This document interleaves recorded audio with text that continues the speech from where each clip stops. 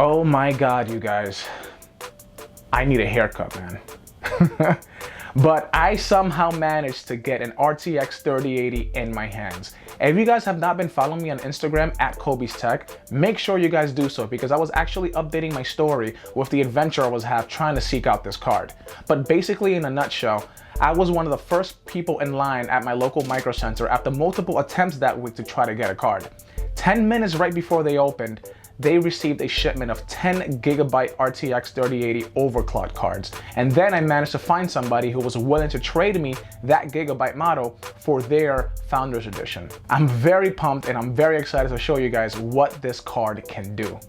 Now, I know a lot of people online have been raving about this card, and I'm sorry if I sound like everyone else, but man, does this card look good. We all know it's a completely new styling this time around that no other manufacturer has made. It actually feels more premium than last generation's Founders Edition, which is saying something because the 20 series cards were as premium as it gets. It weighs about the same as last generation's model by the hand, but the look says it all. With the black and bronze finish, those heat sinks that when you look straight through, it reveals the fan on the other side, and that X-like design makes this, in my opinion, not only the best looking Founders Edition card to date, but definitely one of the prettiest cards in general. Obviously, the only caveat is that stupid 12-pin connector that isn't just only in the middle of the card, but requires that ugly 12-pin adapter that you have to use. I had to get rid of my Lian Li Strymer GPU cable, which was a disappointment.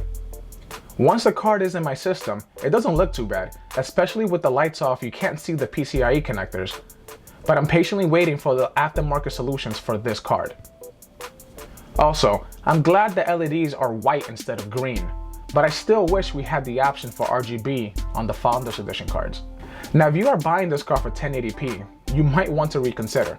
There have been multiple videos out already about the diminishing returns you can get with this card at 1080p compared to other cards. That is, until you pass that 200 FPS barrier.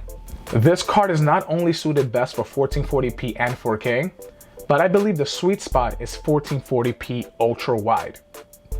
I've been using an ultra-wide monitor for about a year now, and my 2070 Super has fared pretty well with it. I have the MSI Optics MAG341CQ, which is one of the budget ultra-wide monitors around. It doesn't have the best specs. 100Hz refresh rate with an 8 millisecond response time. I managed to overclock the monitor to 115Hz, which is great, but there are obviously better options out there. Upgrading my system to the 3080 has definitely bumped my performance way more than I thought, and I'm shocked at how consistent it performs. By the way, make sure you guys are subscribed because I have a couple more things that I want to show you in regards to this 3080, and you don't want to miss it. Before I show you the benchmarks, a quick recap of my system. I have a Ryzen 7 3700X being cooled by the NZXT Kraken X73 with 32 gigs of Trident Z Royal RAM clocked in at 3200 MHz. It's made it to the Gigabyte X570 Aros Pro Wi-Fi motherboard.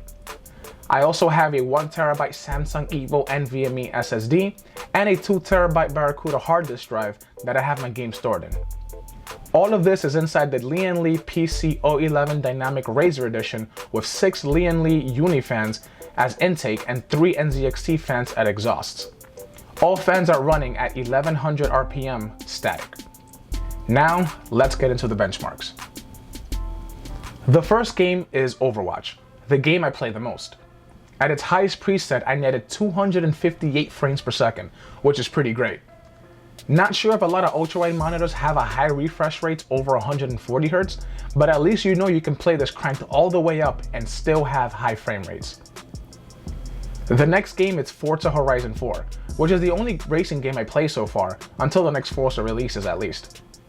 At its highest preset, I managed to get 152 frames per second, which is killer. Moving on to RTX enabled games, Shadow of the Tomb Raider netted me 118 frames per second at its highest preset, which is a great number to hit. Enabling its ray tracing feature with DLSS on, I managed to get 88 frames per second.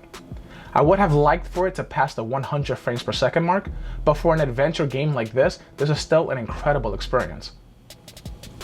Call of Duty Warzone gave me 153 frames per second at its highest preset, and enabling ray tracing gave me 124 frames per second. I know this is the kind of game where higher FPS can be an advantage, but it's still great to know that you can play a pretty game that's competitive and still achieve high FPS. Obviously, cranking it down a bit will perform better. As for the last game in my benchmarks, I completely forgot that Fortnite has ray tracing now, which is weird considering it's such a cartoonish game. Nevertheless, I got 114 frames per second on its highest preset, and when you enable ray tracing with DLSS set to balance, I managed only to get 39 frames per second. That is the biggest drop when using ray tracing and something I'd advise against, at least until it becomes better optimized. Despite having the feature, this game at least doesn't give anyone an edge using the RTX, but I guess it's a niche feature to have if you really want to check it out. The RTX 3080 is obviously a killer card like everyone online has been saying. It is a huge generational leap over its predecessor, especially when you see the benchmarks at 4K and with ray tracing. But I still believe that at 1440p, especially in Ultrawide, is definitely the sweet spot. You will get better quality over 1080p, and the Ultrawide feature does make a huge difference on most games. Now, not every game supports native Ultrawide, which is a 21:9 aspect ratio, but a lot of titles do. And the ones that do, change the way you play. I highly recommend that if you obtain this card and need to upgrade your monitor, consider going Ultrawide. I have, and I can't go back. Guys, I cannot have been more pumped to obtain not only an RTX 3080, but the Founders Edition, because as you guys know, at this point, it is very hard, almost impossible to get your hands on these cards. I have a lot more videos prepped up for the RTX 3080, so make sure you guys are subscribed. Also, hit like on this video if you guys enjoyed it. Thank you guys for watching, and we will see you all in the next one.